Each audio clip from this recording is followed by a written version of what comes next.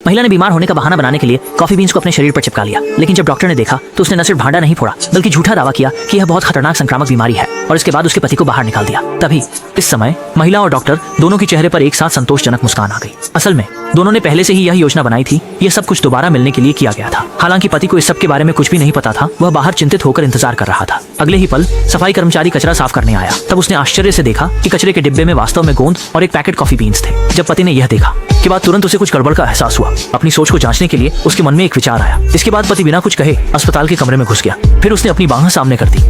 黄成被女人给传染了，这一举动直接让两人两爱原地。然而医生也意识到事情已经暴露。महिला से उपाय पर चर्चा करने के लिए उसने पति को पहले इलाज का कपड़ा पहनने के लिए कहा, फिर महिला को आंखों का इशारा किया, जिसे समझते ही महिला तुरंत वार्ड से बाहर निकल गई।